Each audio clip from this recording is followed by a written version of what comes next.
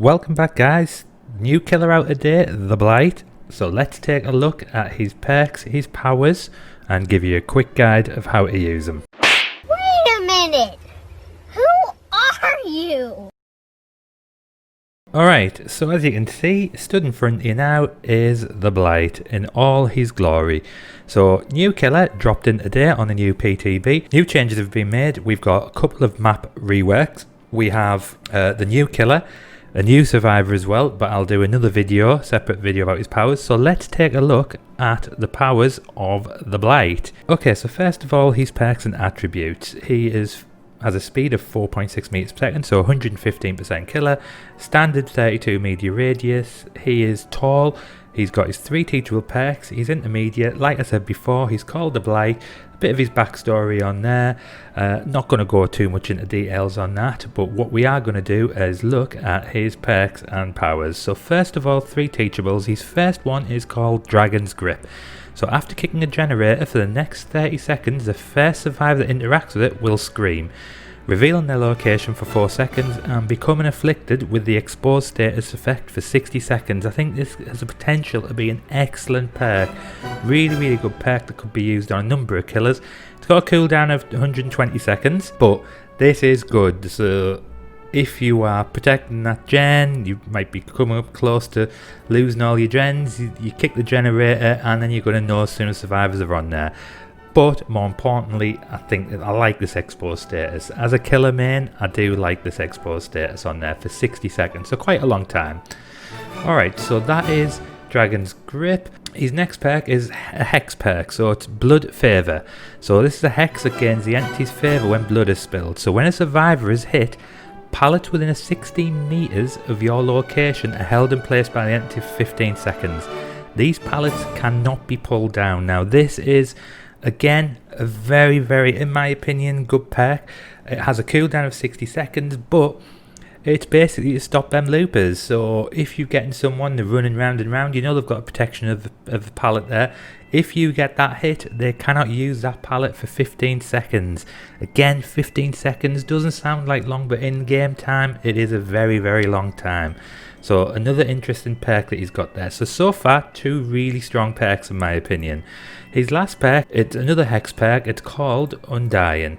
Now, with this perk, while this Hex Undying is active, survivors within 2 meters of any totem have the aura revealed for 4 seconds. When another Hex totem is cleansed, that Hex transfers to an available dull totem, losing any tokens in the process. Any survivor comes within 2 meters of your totem that you will be able to see their aura for 4 seconds. So you'll find out, you'll be able to protect your totem and find out if anybody's cleansing it. Now, I did say in a live video I done earlier, because we already went there and showed some gameplay and some of his powers, the only other killer that really has that strength, in my opinion, is someone like the Hag, so you can trap the totems. But this is an interesting one, so it's a good way of putting them Hex totems on and hoping for the best. Alright, so his powers. Now, this is going to be interesting. So let me explain this, because there's been a lot of confusion about his powers. His special ability is called the Rush. So you press the power button to quickly rush forward. Doing so consumes a Rush token. While performing Rush, the Blight cannot launch an attack. Rush into a wall or obstacle in an environment to slam into it. If the Rush fails to connect with a wall or obstacle, or if the Blight is out of Rush tokens, he will enter a short fatigue status and begin recharging these tokens. You cannot hit people while you're in this Rush phase. So you press the power button, you go on a Rush, pretty much closing down gaps, if that makes sense, between you and somewhere else on the map if you're looking to go there quickly. His other power is a special attack. It's a lethal rush, so there is a difference between the two. So following a slam, you press the power button to launch a lethal rush. Doing so consumes a rush token. A lethal rush behaves the same way as a rush, except that you can now attack by pressing the attack button. So if you did watch my video earlier, really struggled with this at first, because I was like, why isn't the Blight hitting him?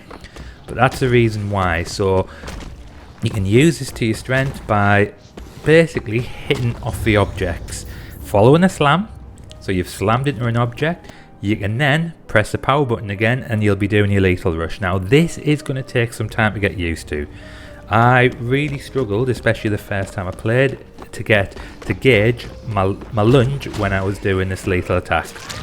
Alright, so don't forget guys, rush when you first press your power button. Lethal rush is following a slam. So when you do your rush, bump into something and then press the power button again and you'll go off. Now don't forget, the tokens will decrease. You can do it indefinitely. You can do it until your tokens have run out. And obviously once your tokens have run out, you are going to then go into the fatigue state and begin recharging your tokens. Alright, now next thing about the killer you should know is obviously you want to see his Mori. So let's take a quick look at what he does to you with his Mori. So survivor there, you pin him down, inject him in his neck, stuff starts growing out of him and you just slam him. And that is his Mori. So interesting. Let me know what your thoughts are on the killer guys. Drop your comments below. Have you played him? Do you like him? Can you see potential in him? Personally at the minute I think he's quite difficult to get used to. I've seen comparisons with him and Billy. I've seen comparisons with him with a nurse, you know, with the fatigue.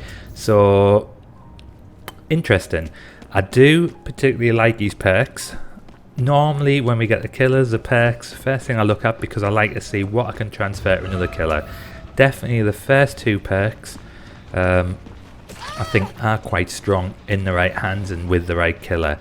But at the moment with this killer we're all just learning how to use them. So you're playing the games in the PTB, learning how to play them and seeing how he goes. I'm sure people, the more they practice with him, the better they're going to use him, utilise him, and we'll see in a week or so how good of a killer he really is.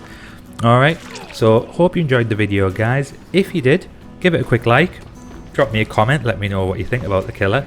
And if you haven't already done so, if you do enjoy my content, then just press that subscribe button and click the notifications so you're updated when I release new videos. Alright, thanks guys.